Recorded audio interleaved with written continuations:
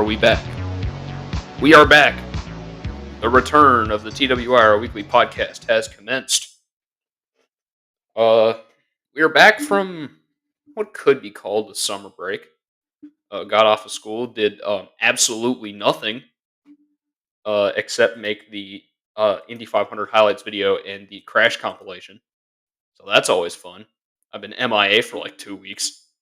Uh, But now it's back to your regularly scheduled programming with a few changes. I've completely dropped NASCAR coverage because it's too much of a headache to keep track of, and the script is already long enough as it is, and I don't want this series to become 45-minute videos that nobody listens to. Again, yeah, we don't need that. But before we begin, I always forget to do this at the beginning of the video. Make sure to subscribe, hit the bell so you don't miss any more content, and let's just get right into the news because I have a lot of it, even though I completely stopped covering NASCAR. Anyway, there was no IndyCar action this past week. They are at Laguna Seca for probably one of my favorite races now. Since they did the repave, it's gotten way better compared to when they brought the track back in like 2019. Also, track that should have been resurrected post COVID. Please bring back Richmond because they're one of the few ovals that actually wants us. So moving on, IndyCar news.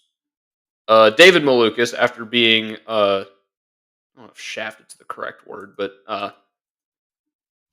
being thrown off of the train by Arrow McLaren, he has been picked up by Meyershank Racing to do the rest of the season in the 66 car. So good for Dave.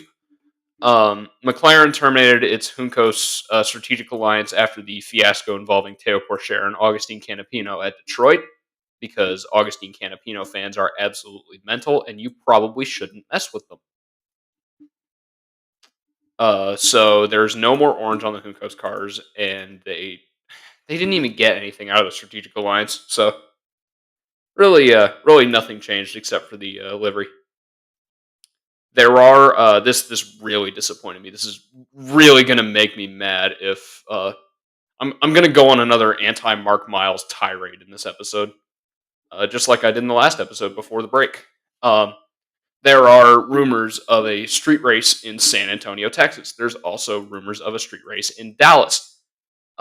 This will probably come at the expense of Texas Motor Speedway returning to the calendar. Texas is not on this year's calendar again because NASCAR took IndyCar's date, which kind of started the thing of me starting to not like NASCAR anymore, and also their products just become meh.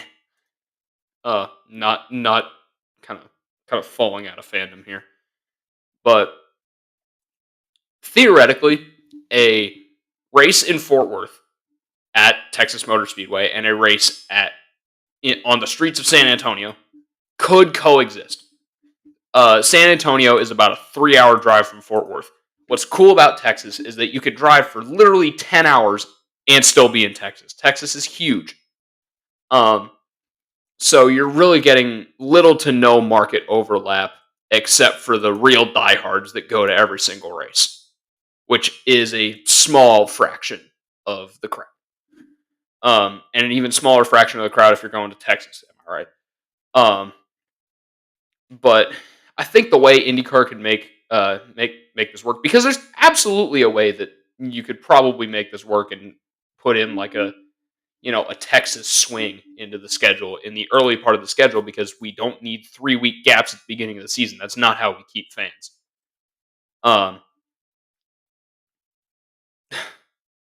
The way you make Texas work is support races. This if you look at a street course race, if you look at a road course race, say look at Laguna Seca this week, you have IndyCar. You also have Indy Next on the support bill. Laguna Seca generally sells because it's a historic racetrack, and people live literally right next to it, which has caused other problems. But Laguna Seca, cool track, usually sells out. They don't have this issue. But the problem with Texas, other than NASCAR making the um, bottom groove the only usable groove until 2023, uh, yeah, thanks NASCAR. Hopefully, y'all repave Texas and maybe have a Texas track president that doesn't hate IndyCar. That would be incredible. Um, and a more open-minded track management team that's open to making more money. In that being in the form of IndyCar renting the track, or uh, you know if the race gets somehow big enough that you're actually making a profit. Um,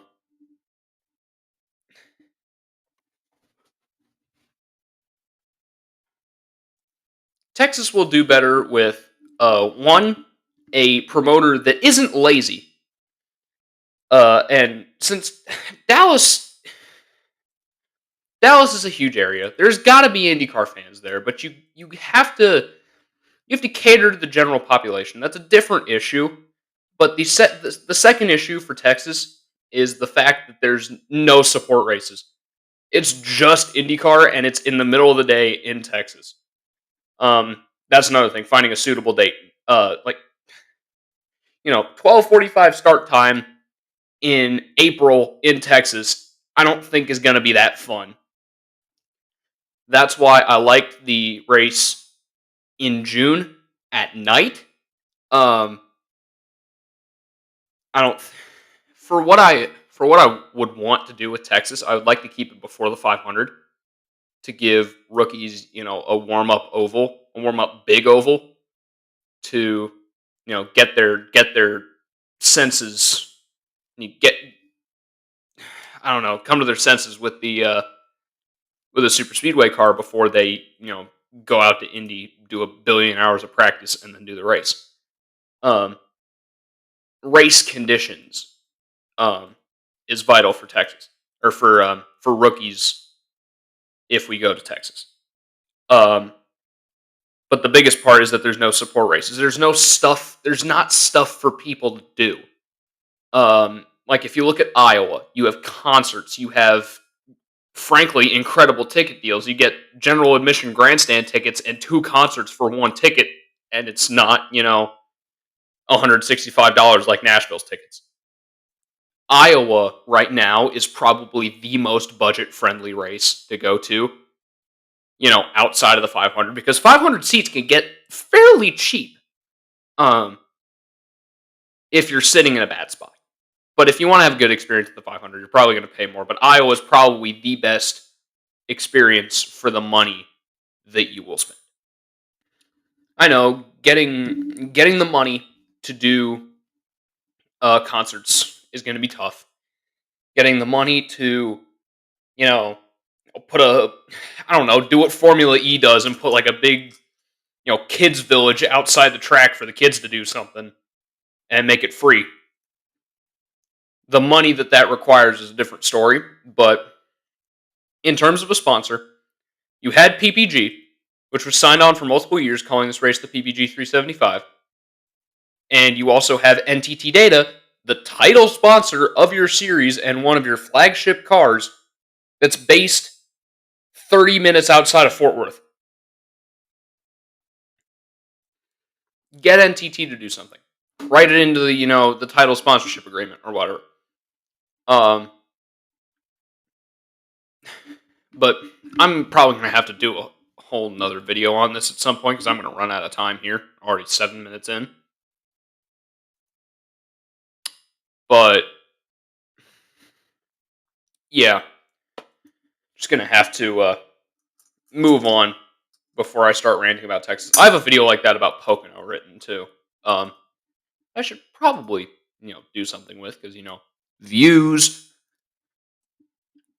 But biggest IndyCar news. I'm probably going to spend a large amount of time in this video talking about it. Is that IndyCar will switch TV providers or TV broadcasting rights for 2025.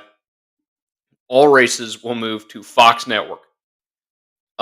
Before you think about how terrible NASCAR and Fox's broadcast is, I'm going to say something that might be a little controversial. This is a major win for IndyCar. Let me explain myself before you jump to conclusions. The big thing is all races are on network TV.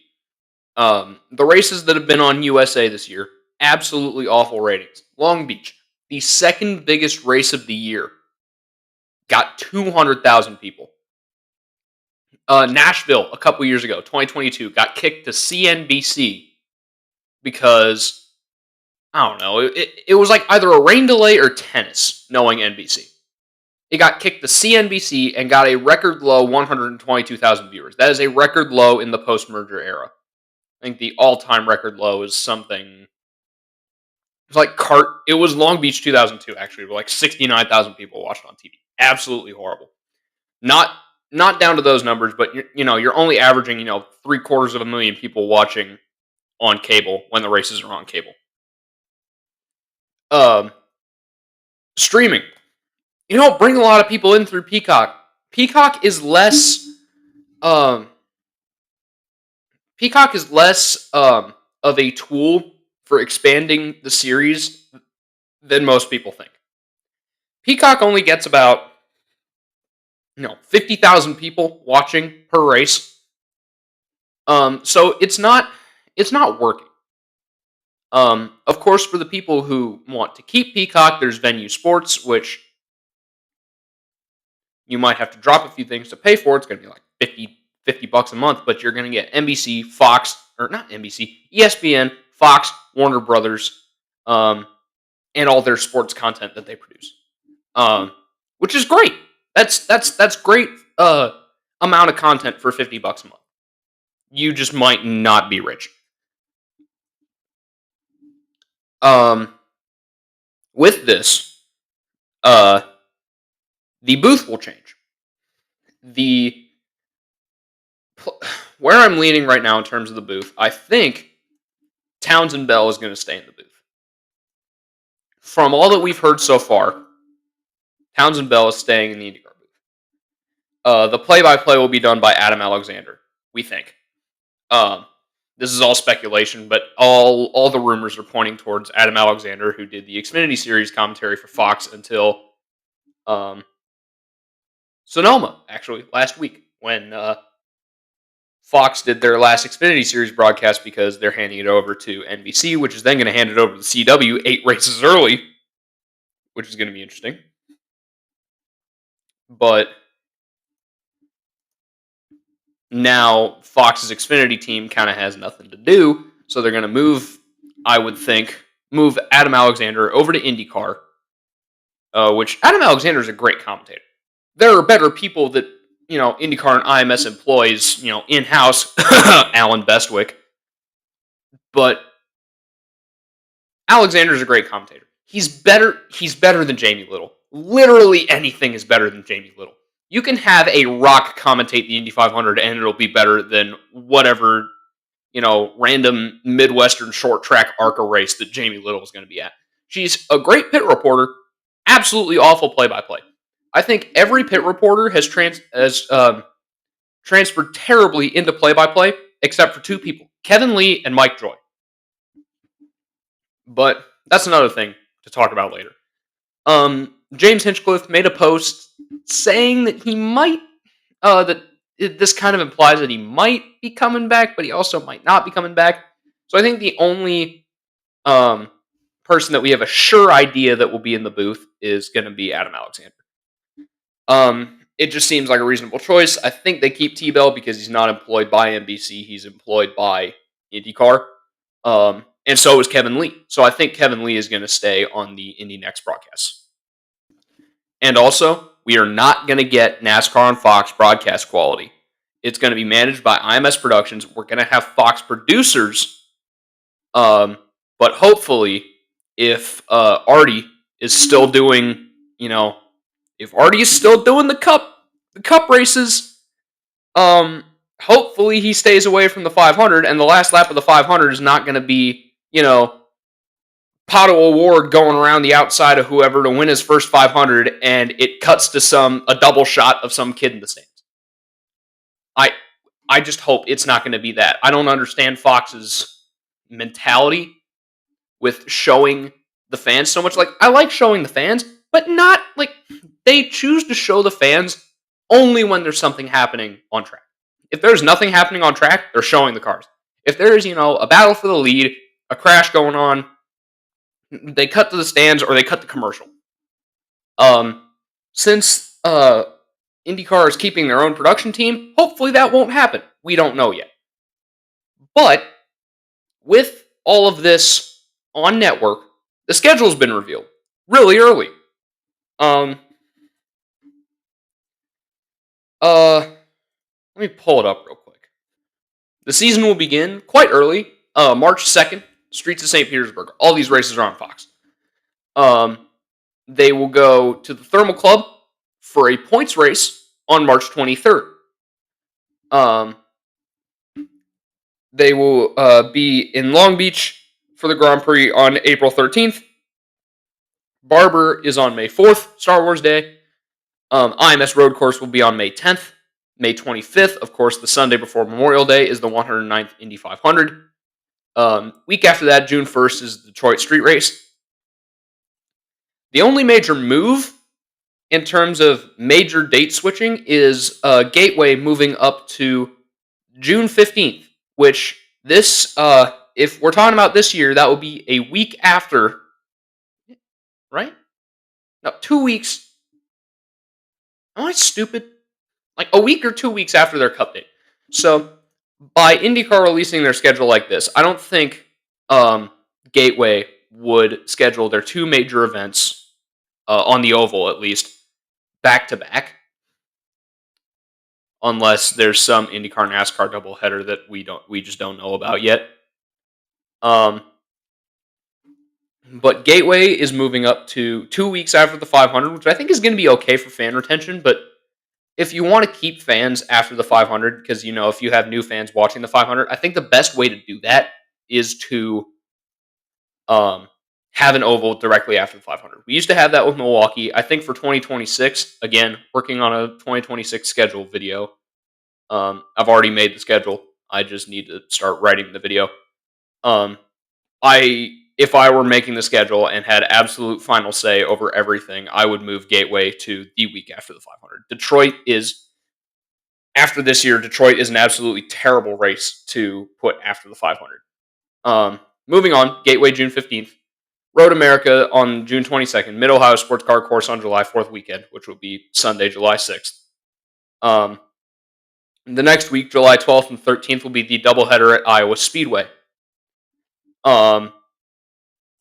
Don't know whether one of these will be a night race. I'm guessing it just depends on whether the night race this year will be successful. Also, NASCAR will probably be repaving all of Iowa Speedway instead of the terrible-looking, bottom two lanes that they did for the Cup race this year. So, hopefully, this terrible-looking repave is a one and done. So that's July 12th and July 13th. Iowa is the only doubleheader on the schedule, which is fantastic. And I don't mind Iowa being a doubleheader if that keeps the money pouring in from Hy-Vee. That's great. I don't care. And Iowa's a cool track. And it's an oval, so more oval races. July 20th, Streets of Toronto. July 27th, Laguna Seca. August 10th, Portland. August 24th is one race of the Milwaukee Mile, since the Thermal Club is getting a points race. And the season will end Labor Day weekend very early on August 31st at Nashville Superspeedway. This is going to be interesting because it's a 5-month off season, because obviously now that they're with Fox, they don't want to impede on the NFL. And IndyCar doesn't want to impede on the NFL, because most of the time, if the fans are going to choose to watch the NFL or IndyCar, you're going to watch the NFL. I think the best way to get around this is to have uh, Fox do a 1 o'clock game, at least for Nashville, make Nashville a night race, because Nashville looks incredible at night, and have uh, an NFL game lead in to the championship finale for the IndyCar series, and keep promoting, saying, "Oh, coming up next after Cowboys versus Eagles, you're going to have the championship decider for IndyCar at Nashville Superspeedway." People are going to watch. If you have a lead-in from an NFL game, your ratings are going to be higher because the NFL gets 30 million people watching a game. That's just going to be how it works. But anyway, that's the schedule. I'm not even through the first thing yet, and I don't even know. My timer broke. Teams tested at Nashville. I guess that's cool. We're running short oval arrow, which kind of sucks because Nashville we really should be running the tiny wings, but Mark Miles is deathly afraid of the tiny wings, so no. In the biggest piece of news this week, Nolan Siegel has joined McLaren on a multi-year deal to drive the number 6 car, replacing Theo Pourchaire. This broke, today. I was going to do the podcast yesterday, and then I forbore. And then I was going to do it today, and then this broke, and then I decided not to do it until I found more details. Pourchaire's contract has apparently been either non-existent this whole time or just been thrown out the door by Zach Brown. Nothing new. But I think the biggest part of this is that Nolan Siegel is giving up his title-contending Indy Next car. He will be replaced by a guy named Christian Brooks. Don't know much about him, but at least the Indy Next car count is staying the same. But Siegel won the 24 Hours of Le Mans last week in an LMP2 car run by United Autosports, which is owned by Zach Brown, the CEO of McLaren. Interesting tie-in there. I wonder if they had, a deal saying, "Oh, if you somehow win Le Mans with, 2 rookies and the living sports car god that is Oliver Jarvis in an LMP2 car, if y'all somehow win, I'll give you an IndyCar seat." So Theo Pourchaire has been kicked to the curb. There have been, I think, 3 teams that have offered for his services. I'm guessing one of them is Coin, because Coin will get his hands on any money he can possibly find. But that might be the biggest silly season, mid-season silly season thing ever. At least in the last 5 years. Other than that, that's all the IndyCar news. Indy Next news, already covered it. The only thing in my file is that Christian Brooks is replacing Nolan Siegel at HMD. Which HMD car? I don't know. Pick a finger, any finger. Each finger represents an HMD car they own half the field. I do have a couple points left down here for F1 Feeder Series news. One of them I'll probably make a video on, pending that I find enough footage that won't get struck down by Formula One management. Still working on that. FIA has lowered the super license age requirement to 17 on a technicality. I forget what the exact wording is, but it was showing exceptional levels of skill in a junior Formula open wheel whatever car. This will allow Kimi Antonelli to make his F1 debut basically as soon as possible. There's been rumors that Logan Sargent will get kicked to the curb at Williams for Kimi Antonelli before the end of the season, which I think is foolish because Kimi Antonelli doesn't even have a podium in F2 right now. And I know that car sucks because it's powered by a Mecachrome engine. French engineering. But still, he's good enough that he's racked up all of the super license points needed to get a super license before reaching F2 and skipping F3. He got that just shows that the super license system is flawed. You get all of the points to enter Formula One just by competing in F4 and Formula Regional. That's messed up. So theoretically, I could go out and win,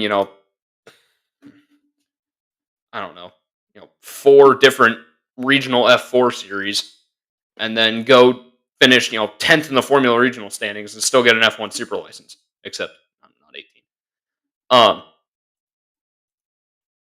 18. So that's a little scuffed.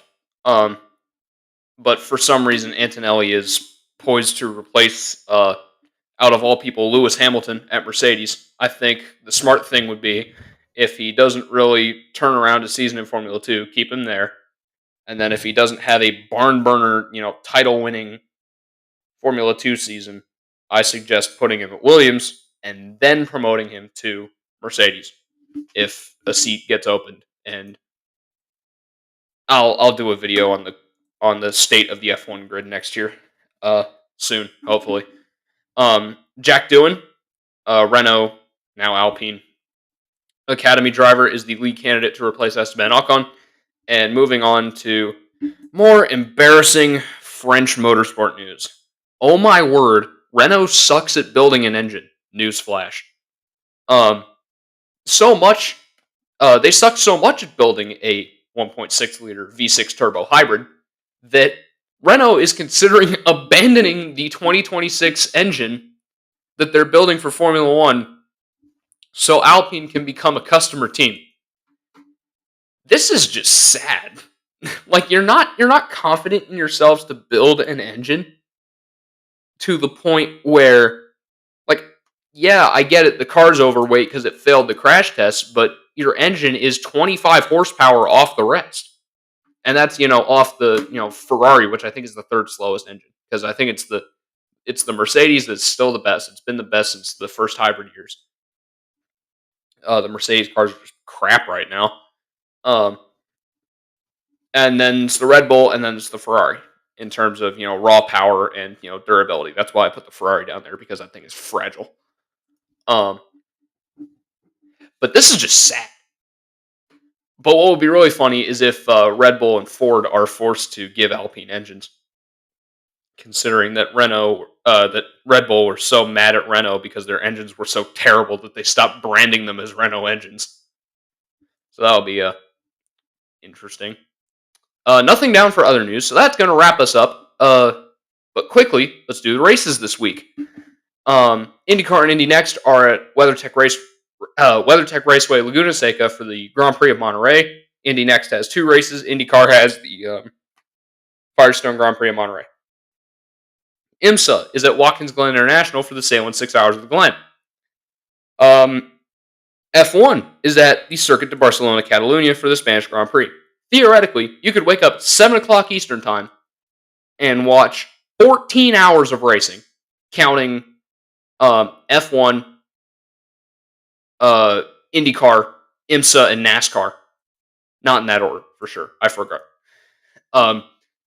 But you can watch, 14 hours of uninterrupted racing, college football, October, Saturday style. Credit to, Dab for Dale on Twitter for noticing that. But that would be pretty cool, and that's probably what I'm going to be doing someday. Comment your questions for any Q&As or whatever. I'll probably post a question thread again and try and get back into it. Make sure to subscribe. That'll be fantastic. Make sure to subscribe so you don't miss any of this new content that I've been thinking up in my brain and actually haven't written down into a script so I could make a video yet. I'll leave a link to the main channel in the description. I haven't done much with it, but I have plans for it. Probably going to make it a little more personal other than the weird duck. I'm trying to phase out the duck. But I'm going to try making that channel, random miscellaneous motorsport things that are interesting.